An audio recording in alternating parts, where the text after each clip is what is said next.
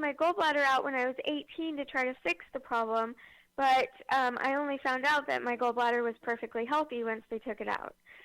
So none of the doctors have been able to help me with that. And then a few years ago, I had a kidney transplant, and so I've actually seen my immune system boost up. And my question to you is, I'm on prednisone, and I've heard you talk about how colostrum can help that, the effects of prednisone, which have definitely affected me. But I also hear you talk about how it boosts your immune system. And I can't take anything that's going to boost it because it's been naturally happening just by eating right and eating the way that you've told us to eat. And my doctors have actually had to put me in the hospital because I'm starting to reject my kidney because of the boost in immune system.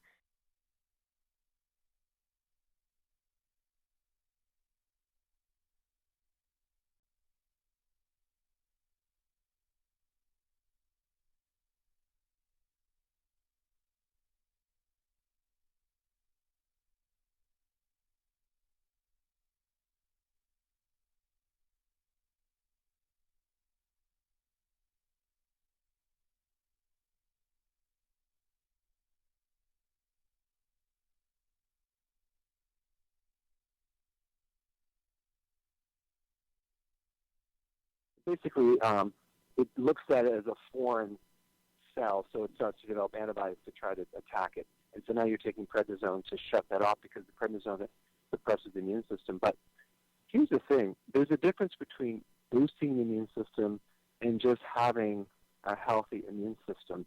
When you strengthen your immune system, as in keto or intermittent fasting or colostrum, that won't make Okay. Are you there? I lost you. Oh, can you hear me now? There we go. Okay. Can you hear me now? How about now? I can hear you now. Yeah. Okay. I can hear you now. Yeah. So basically, it's you don't have to worry about when you boost the immune system. You don't have to worry about it attacking it more. You actually want a strong immune system. All you want to do is you want to have your body like have something to control the anti-rejection type mechanism in the body. So here's what I would do. I would continue everything that I recommended, but I would also add something called renatrophin PMG. Can you hear me? Uh-huh. Yeah, it's called renatrophin PMG. You're going to have to look this up online. But it's a really great remedy for what you're running into. It'll act as a decoy. So when you consume this before bed, the antibodies will start attacking this decoy and leave your kidney alone. And so there's a video that I have on, I think it's called, look at all my videos on autoimmune. I think I might talk about that, but it's a great strategy for people that need to take a lot of prednisone and want to kind of minimize the damage, like damage control. So renatrophin PMG, take one before bed. It'll act as a decoy, so the need for prednisone will go down, and there's no side effects. How about that? That sounds great. And what about the diarrhea? The diarrhea is something you've had your whole life, so that means probably that at this point, since you don't have a gallbladder, is that you have a little too much bile. So you definitely do not want to take my gallbladder formula or any type of bile supplement if you have diarrhea, because it's going to make more diarrhea. What you could do is the best remedy that I recommend would be blackberries with some unsweetened kefir. Now, I know that goes against keto, but maybe just a little bit of kefir blended with the blackberries will help you, and probably going to have to add a lot of vegetables for the fiber, too, to kind of, because you want certain fiber from vegetables to kind of slow down the process a little bit. Maybe even psyllium seed, that might help you as well. But I think if that doesn't work, then you're going to have to get something. It's kind of like an anti-bile. I can't even. It's a long conversation, but it's maybe what you can do is email us, and I can give you a more specific answer because this is more. It's too technical to bring that up. But try those things, and then let me know how that works. Okay? Okay, I will. Thank you so much. All right, you're welcome. Okay, great. All right, so who do we have on the line now? See, who are we patching in? Hello? Hello, can you hear me? Hello, can you hear me? Yeah, I can hear you fine. What's your name? My name is Ginger. Hi, Ginger. What's your question? Hi, my question is, I realized that I have adrenal fatigue, and I've been on keto since last July and the intermittent fasting, and I was wondering if I should keep doing the keto and intermittent fasting and if that's the best way to heal adrenal fatigue. It seems like there's a lot of conflicting advice from people online as to whether or not you should add some healthy carbs into your life. Or because if you don't, it'll make your adrenal fatigue worse. And then they also say that you should eat before 10 a.m., which seems to go against the intermittent fasting. Yeah, let me explain this. There's some false information floating around that's absolutely not true. Because here's what happens. When you don't eat and you do intermittent fasting and your blood sugars drop when you're adapting to keto, the adrenal does kick in as a normal response to then stabilize your blood sugars so it doesn't go too low. That's normal. Now, if you go through stress and you have your adrenal glands kick in and start working harder, that's also normal. So these are responses that you want. So you absolutely want to do intermittent fasting and keto at the same time, because that will do, it shifts the fuel source from a very stressful fuel, which is glucose, which puts the adrenal under a lot of stress, to ketones, which is actually more of like a very low stress fuel source. But here's the catch-22. You just the ketones. And what I'm is that there's a transition period that you just need to get through by taking a lot of vitamins and minerals. And once you get through that, your adrenals are going to be really, really happy. It's the transition phase that you want to just realize that you might kind of go through a little fatigue temporarily, but once you kick in there, it should be totally fine. Okay. I started keto in July, and I did go through that transition phase, and then I didn't realize that I had adrenal fatigue until February. And so I didn't know if I should just keep doing what I'm doing, and then how long that takes, because I don't feel like it's healing. Yeah, that's why in my book I talk about there's a lot of other things. You know, it's like not as simple as just putting people on, here, this is what you eat. You have to work on other organs. There's a technique, acupressure technique I recommend. I have a whole video on it. It's called Dr. Berg's webinar on stress. I teach how to do that. And then you're going to probably need a higher amount of B vitamins to support the adrenal. That's really what you're going to need as you transition through.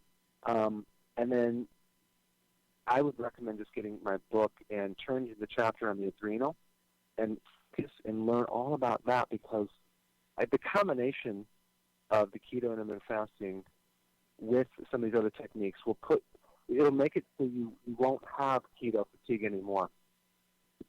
And that way you can actually transition and you'll be fine. Okay. Thank you, Dr. Berg, so much for taking my call. Hey, you're welcome. You. Have a good one. Bye. Okay. Bye. Hello, Dr. Berg. Can you hear me? Hello? Hello. Hi, what's your name? Hi, Dr. Berg. Can you hear me? Yes. Hi, my name is Karen. Yeah, what's your name?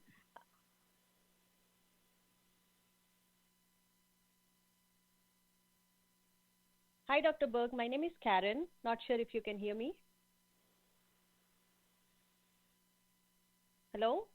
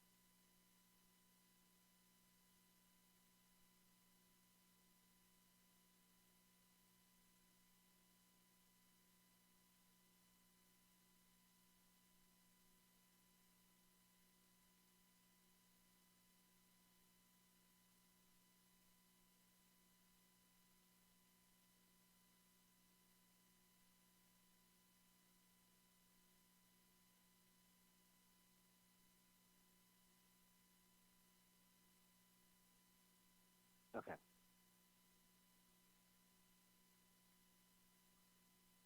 Hello?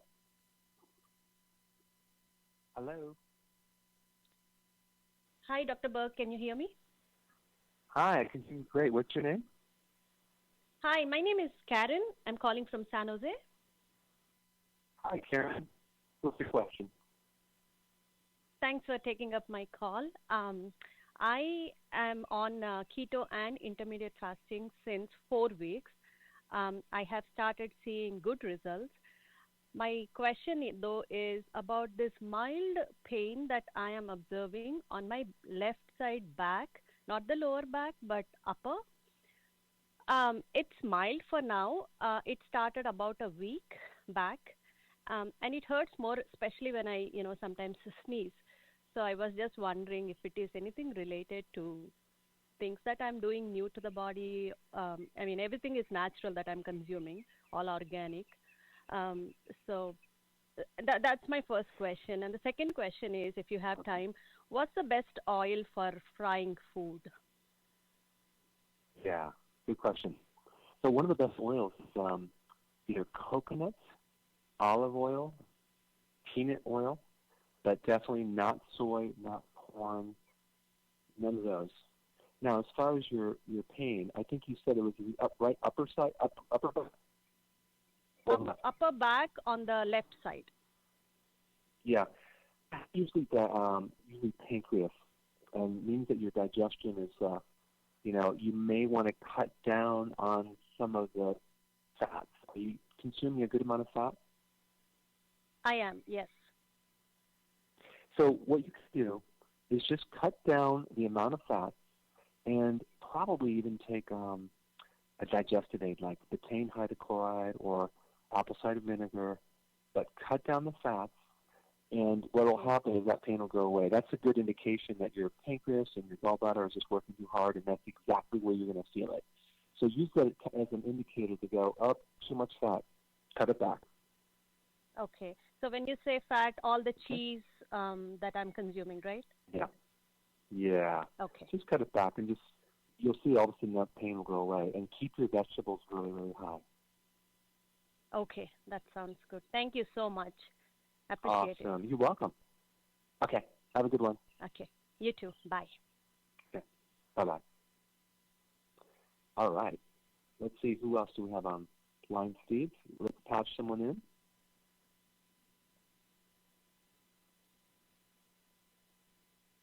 Hello? Hi, Dr. Berg.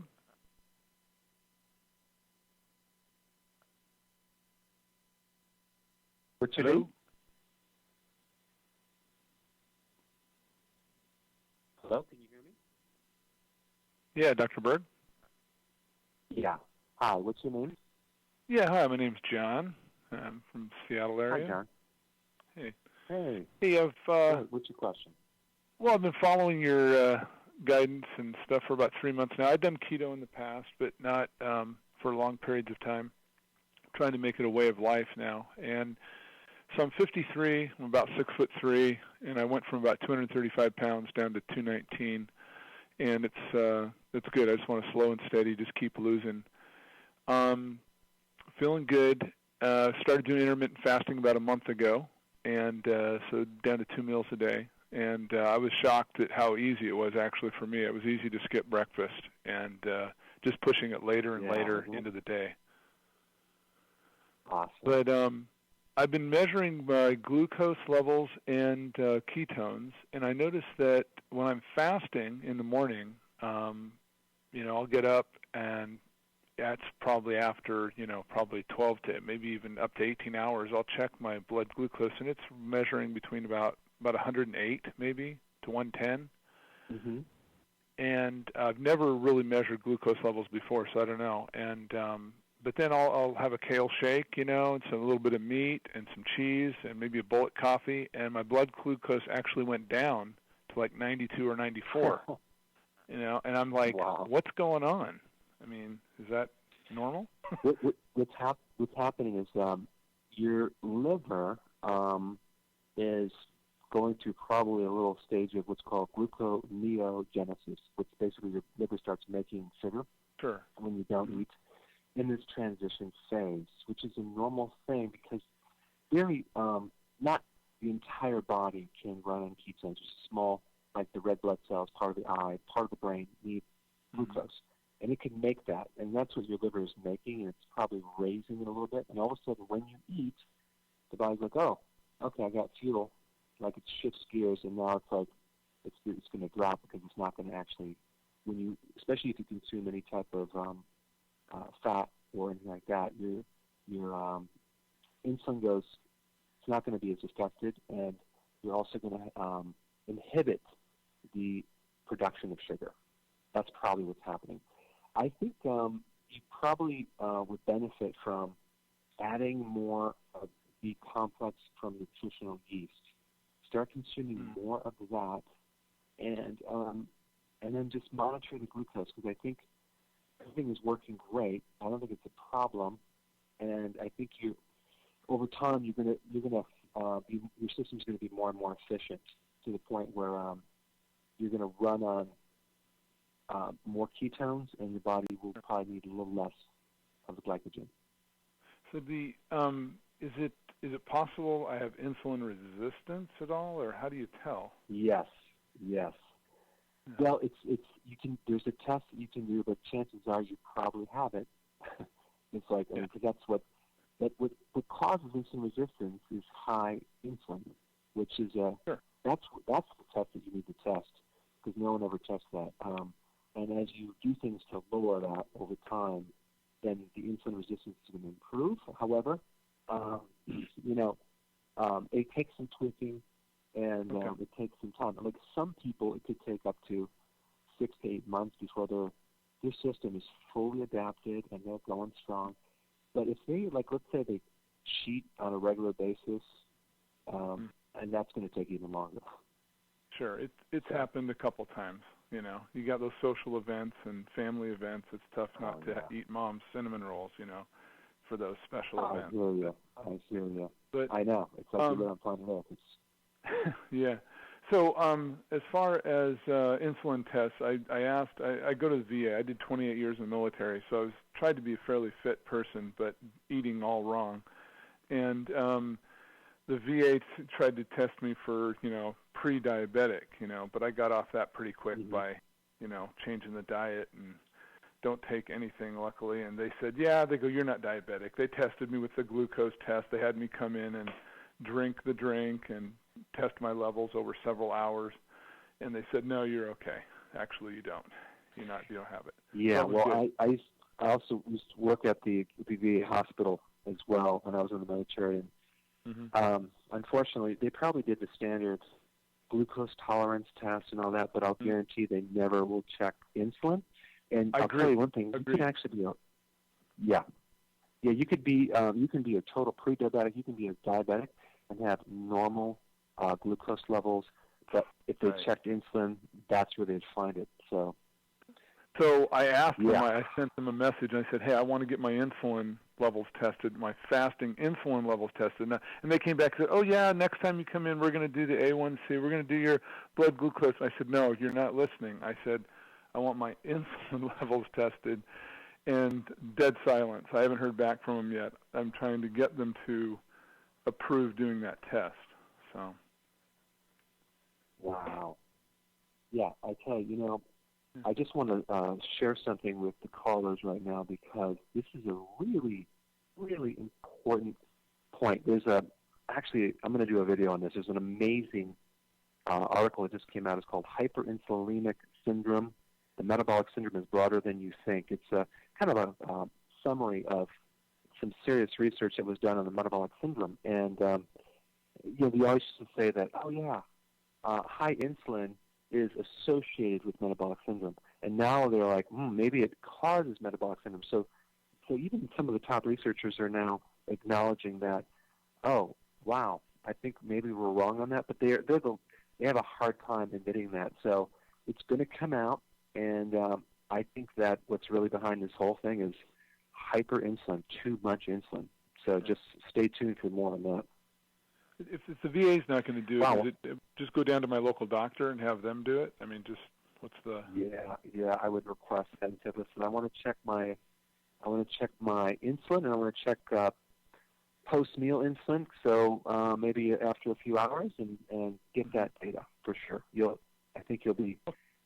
And as you do this, though, it's going to improve. So it might not show up depending on how improved you are. But the point is that if you're late and you're having all these great changes, ride the wave because it's working. All right. Thank you very much. Thanks, Dr. Berg. Thanks for your call. Okay. Good. So let's go to the next caller. Who do we have on the line? Hello? Hello, doctor. Guess it takes a little... Hi, how are you? What's your name? I'm talking to... Are you talking to me, doctor?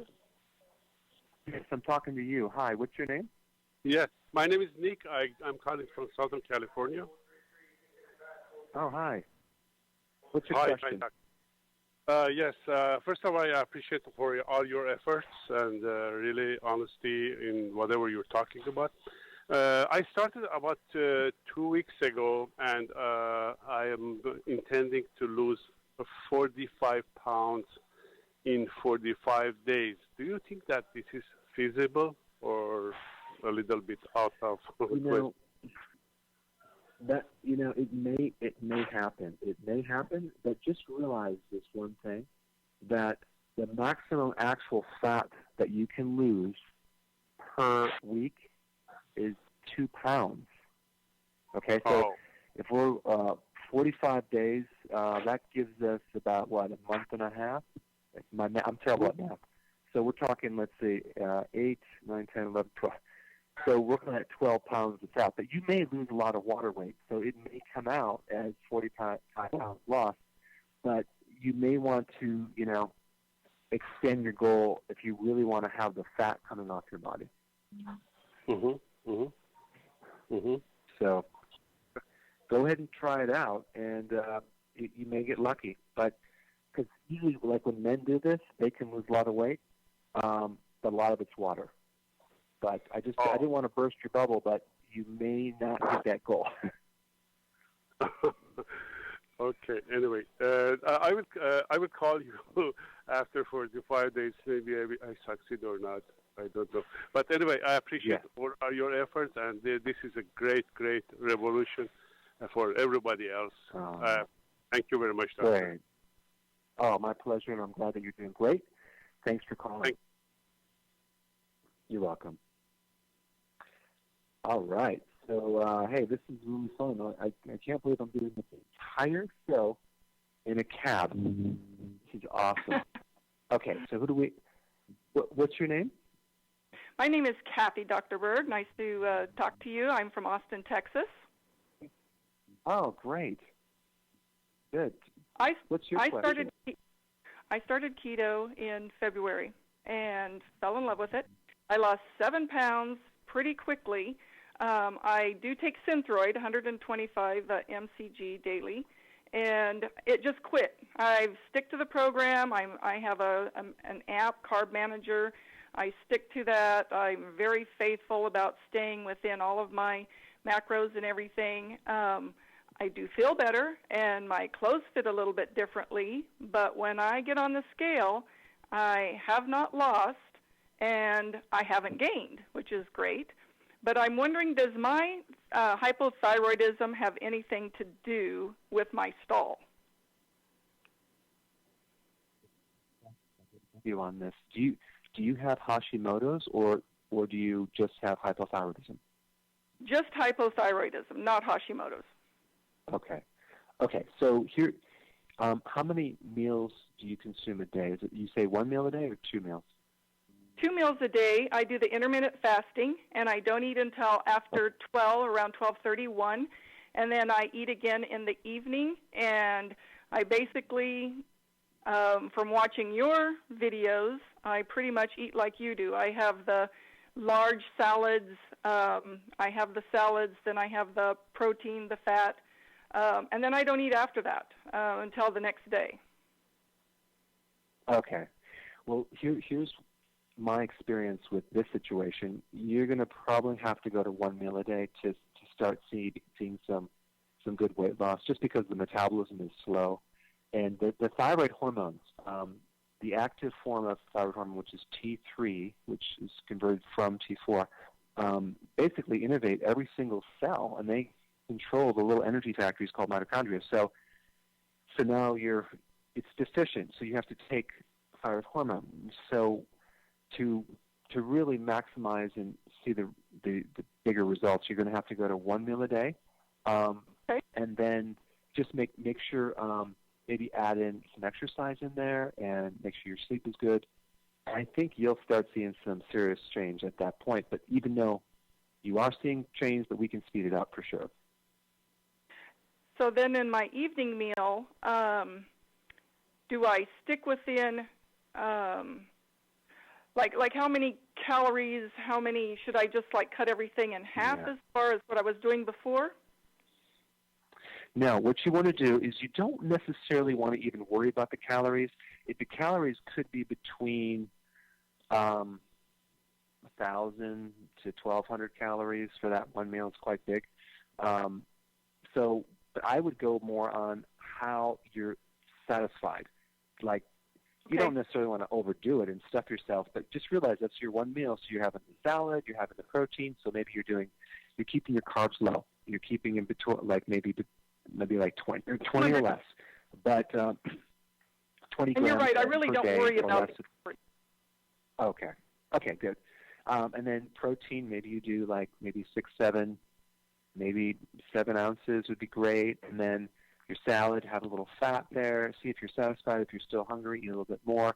And just go with how you feel right now, because it's really hard to determine how many calories you're going to eat. Now, if you find, this is rare, and this is probably not going to happen, but if you find that you're getting hair loss, your nails are ridged or whatever, then it means that you need to have more nutrients like trace minerals, something like that, or more B vitamins. So that would be the only thing, because you want to make sure that you have all the nutrients when you eat. But if you're doing one meal a day, your body's going to go into autophagy. It's going to start really cleaning stuff out. You're going to recycle your old proteins.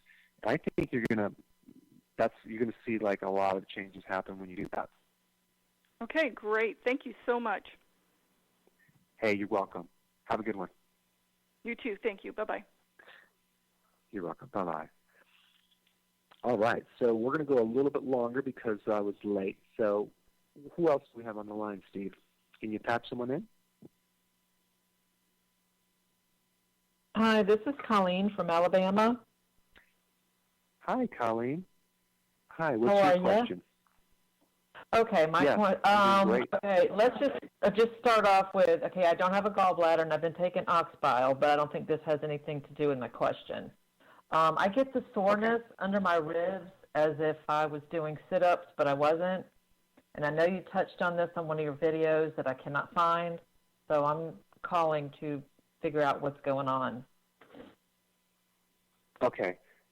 What you want to do, there's a video, it's called Gallbladder Flush.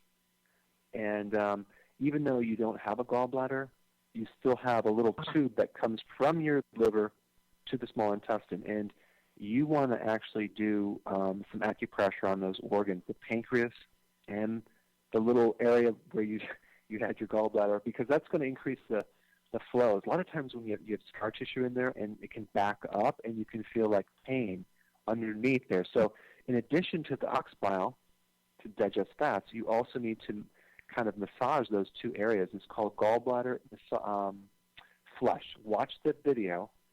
You'll find it if you type my name and the word Gallbladder Flush. And it's not using any nutrition. It's physical, a physical technique that really will give you a lot of relief. Okay, and so what does that cause from? It's just a backup? Yeah, what happens is now you don't have a gallbladder, right? Right. So what happens is now you're going to be having the bile is going to be a little. You're not going to produce enough storage of bile. So that means that there's going to always be kind of an incomplete digestion of fat, especially if you do too much. And now you're taking the bile, that's great, but it's still not going to be concentrated. So in other terms, the very reason why you had to take the gallbladder out in the first place is because it was congested. It wasn't free-flowing. Right. So this technique kind of opens up the areas and allows more space so it can drain better. And it's real simple, and it gives people so much relief. It's crazy. So try that. Okay. And I didn't know what was going on. Yeah. Okay, so it has nothing to do with my pancreas or anything? Probably not. Okay. Well, I appreciate it, and I hope you get to where you're going. I know you've been a little bit late this morning, but no problem. Hopefully you get there. Thank you so much for. Okay. Well, thank you for answering my question. My pleasure. Okay, I'll see you. So we're going to take a few more calls, and the other thing is that I want to see if someone can call me from a cab to my cab. Let's see if that can work. So if you're in a cab, go ahead and call me and ask me a question. All right, Steve, who else do we have on the line? Hello, Dr. Berg. This is Mohammed from Bangladesh. Hi, Mohammed. Hi. Oh, great. So you're calling from quite around the world. So tell me what I'm from Bangladesh. Awesome. I'm sorry if this is a little off topic. You know, I've been following you for a lot of years, and I've been trying to get hold of you for a long time now. And the question is not about me; it's about my mother. My mother actually is suffering from almost end-stage liver cirrhosis. All right, and the doctors have actually advised her. The doctors have advised her for a liver transplant, but she's not giving her consent on that. And so we tried a lot of alternative things, all right, like herbal treatment and homeopathy, and those things don't seem to be working that much. So I saw your video on. There was like a short 1 or 2 videos about how to reverse cirrhosis, and where you said that even 10% of the liver working, if it's working, you can actually reverse the whole state. And I've actually put her on your liver body type package. And now I just wanted to actually request you if you could probably make a video on this whole liver cirrhosis and whether that liver body type package and whether we need to increase the dosage. I'm basically following the dosage that's printed on the containers. And one more thing is that